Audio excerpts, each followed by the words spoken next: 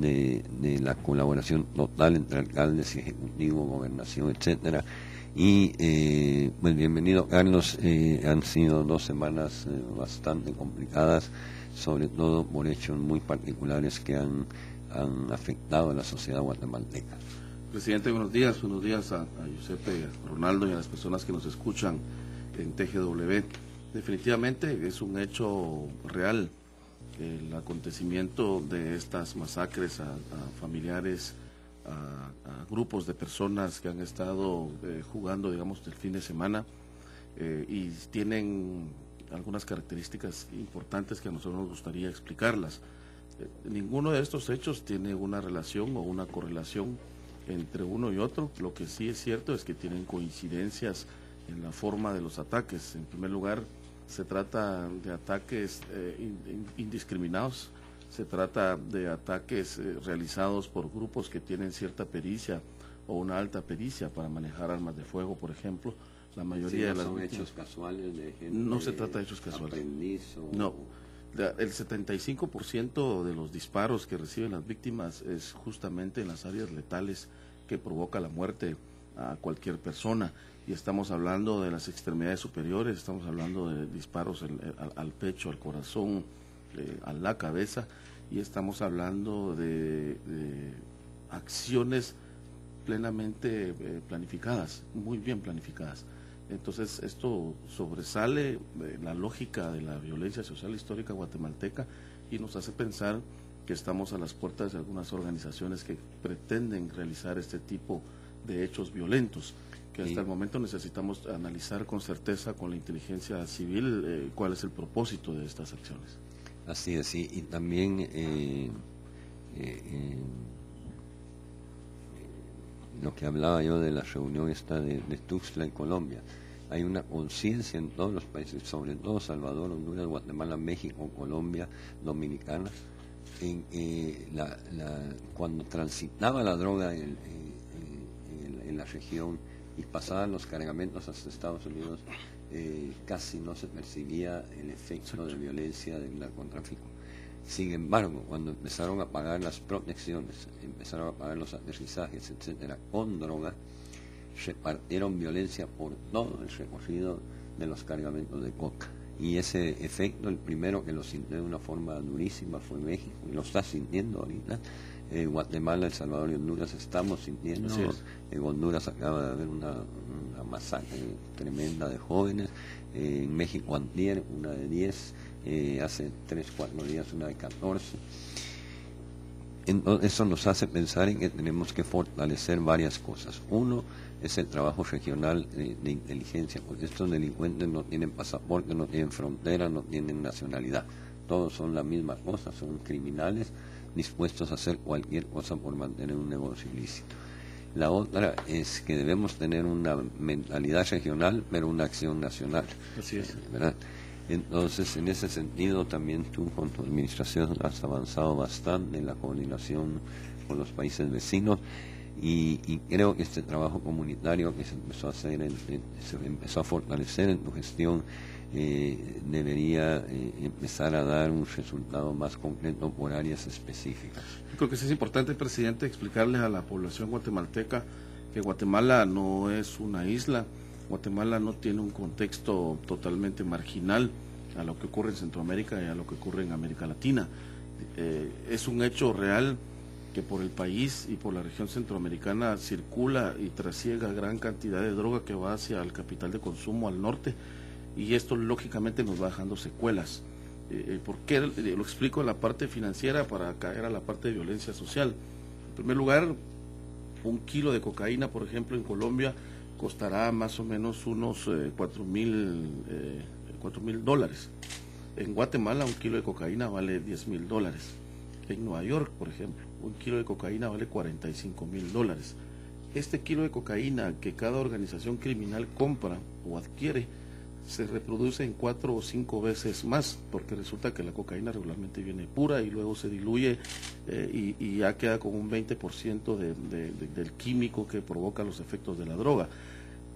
Esto es por un lado, y esto lógicamente hace altamente atractivo el negocio de la droga en América Latina, el negocio de la droga que va generando muertes. No es lógico pensar que el hecho de que del narcotráfico le interesa solo a Estados Unidos. Al contrario, creo que a las sociedades centroamericanas nos interesa hoy más que nunca, porque conversábamos con los ministros de Gobernación y de Seguridad de Centroamérica en una cumbre en México hace 15 días, que por lo menos los datos son tan similares en la región centroamericana y en el Triángulo Norte centroamericano, que podemos concluir que 4 de cada 10 asesinatos tienen que ver con el tema del narcotráfico o con la pelea por una plaza de venta del narcotráfico y el narcomenudeo. De estos 4, 2 tienen que ver con ejecuciones por ajustes de cuentas de negocios mal habidos o malos negocios entre narcos. O por robos entre ellos. Y en ese sentido, de estos 4, digamos, habrá que agregar que hay 2 de cada 10 asesinatos que tienen que ver con ajustes de cuentas en el tema de bandas que se pelean entre sí. Y 2 de cada 10, el 20% de los asesinatos, sí tienen que ver con personas que han sido víctimas inocentes de la violencia. Estos son escenarios que se hacen en la Dirección de Inteligencia, pero que son escenarios que nos dan a nosotros una lectura de lo que está ocurriendo en la región centroamericana. Guatemala no es aislada, la tasa de homicidios de Guatemala es de 48 por cada 100.000 habitantes, en el caso de El Salvador es de 70 por cada 100.000 habitantes y en el caso de Honduras es de 65 por cada 100.000 habitantes. Los delitos contra la vida de Guatemala, por ejemplo, han tenido un descenso, y lo cual nos da a nosotros un dato alentador. De enero a septiembre de este año hay 430 personas, delitos contra la vida menos. Esto que implica hay 430 personas menos asesinadas comparadas con el año pasado. La tasa o el dato diario, el promedio diario de homicidios o asesinatos nuestro hasta la semana pasada era de 16. El año pasado llegó a ser de 18 y hace 4 años llegó a ser 20. Esto implica que los datos, las políticas de prevención han tenido un impacto, los planes operativos de prevención han tenido un impacto y la desarticulación de bandas de sicariato también han tenido un impacto. Y ministro, obviamente quisiéramos que fuera 0, claro, que no fuera 16, no fuera 0.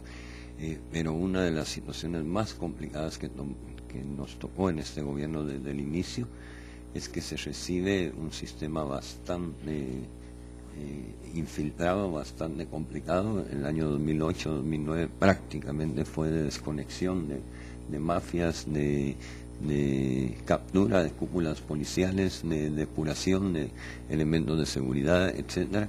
Este año ha sido menor porque ya se hizo el trabajo en 2 años anteriores, y eso está generando algo que tú te recordarás cuando trabajas conmigo en justicia, que en la primera meta debería ser estabilizar, es decir, dejar de crecer en la criminalidad y todo, y eso se empezó a observar más o menos en enero, febrero de este año, diciembre, y ahora después se disparó 2-3 semanas y ahora vuelve a tener una tendencia a la estabilidad y en las últimas semanas a una tendencia a la baja. La otra es la parte a veces política o de interpretación o percepción. Es totalmente justificable que la población se sienta agredida y se sienta molesta por los crímenes, y eso es totalmente justo y así es. La situación es que el problema de la inseguridad es un problema complejo. Tú tienes el mismo presupuesto del año pasado, pero tienes 5.000 policías más, que era lo que yo le explicaba a unos amigos empresarios el día lunes. ¿De dónde salieron los sueldos de esos 5.000 policías más? ¿De dónde salieron el aumento a los policías de 700 quetzales más a cada uno de ellos en un bono? A los guardias penitenciarios. Esas mejorías las hemos logrado con el mismo presupuesto. Eso quiere decir que la reorientación del gasto en el Ministerio de Gobernación se ha ido mejorando, y sobre todo el gran reto es para el presupuesto 2011. Ya en el 2011 habrá que incorporar los sueldos de los policías que se gradúan ahora en noviembre, toda la gente que tú estás entrenando, porque si eso no se incorpora de una forma ordenada y todo el presupuesto, estaríamos hablando en el mar. Con el atenuante, presidente, que aun cuando el presupuesto de gobernación este año era de 3.275 millones. Lo que hay que verlo es de cara a los ingresos.